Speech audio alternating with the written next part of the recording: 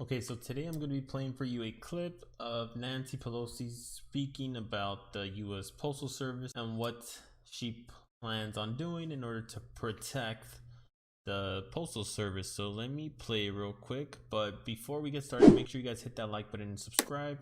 And make sure you guys turn on post notifications so you see when I post my next video. You are convening the House of Representatives. You've got some travel ahead of you. That's this Saturday.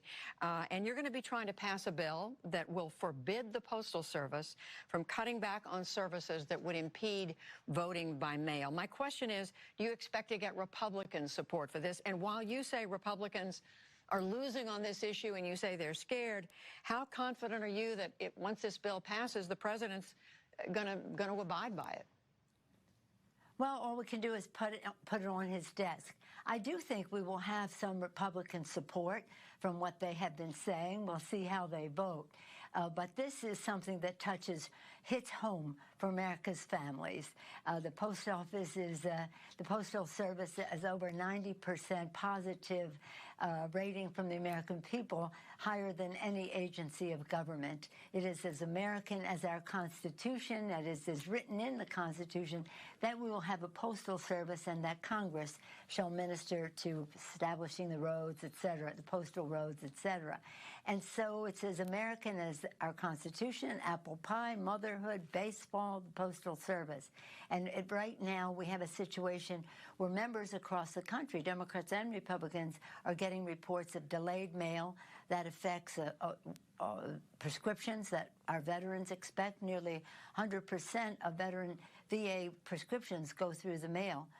Last year, 1.2 billion prescriptions went through the mail. That was in 2019, well before the coronavirus hit.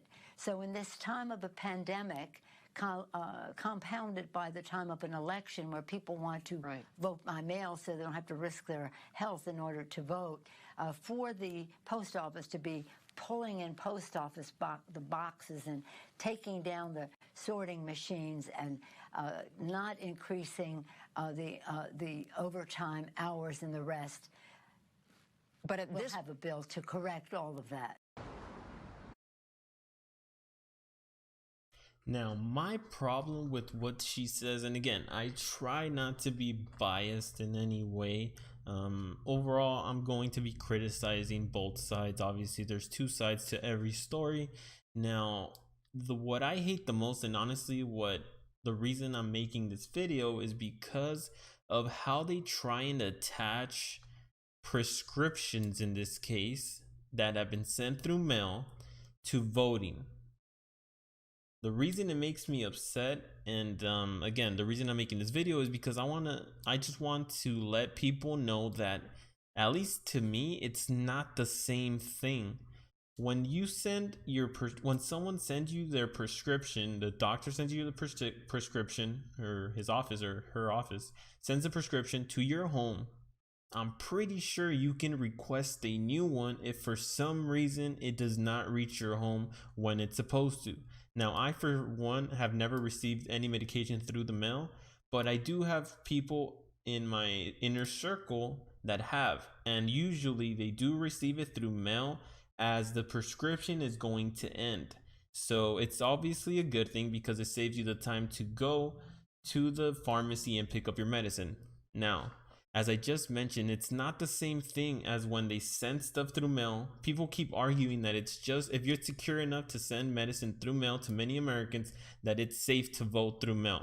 I, for one, consider them two different things. As I previously touched on, when you send a medicine through the mail, again, I'm pretty sure you should be able to track it. I'm assuming with a tracking number, and if you don't receive it, I'm pretty sure you can request a new one.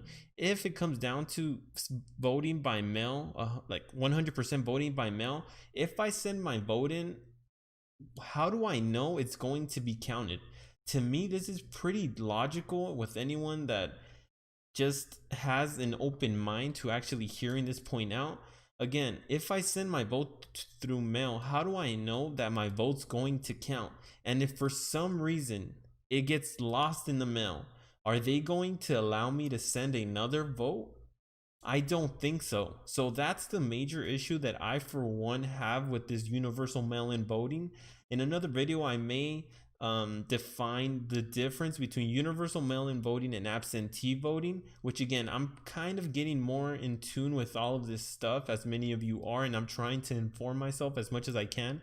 But just logically, these are two different things that Nancy Pelosi and a lot of people on the left, you would say, mostly Democrats, I guess, are trying to push, is that if there's some things, if you can receive certain things through mail, you can do certain things through mail, like voting as well. And I just personally do not agree with it. If you guys have a point for either side that you guys would like to share with me, please leave it down in the comments. Let me know what you think. And to be honest, that's just my 2 cents. I don't agree with voting through mail. I think it's easier to corrupt this channel in a sense. So hopefully, I mean, I for one, I think I'm just gonna go ahead and vote in person. You know, obviously socially distance, whatever the requirements are, that's not a big deal. But yeah, so I'm gonna stop the video now. So please let me know what you guys think down in the comments. Let me know what you guys are planning to do when it comes to voting. Are you guys planning to do the absentee? Are you guys in favor of universal, which is what they're trying to push, which is actually why the Democrats are actually holding off on signing the next package that would help many Americans, because they want to include a bunch of money for the postal service. But again, that's it for another video. So again, make sure you guys hit that like button, subscribe, and I'll see you guys next time.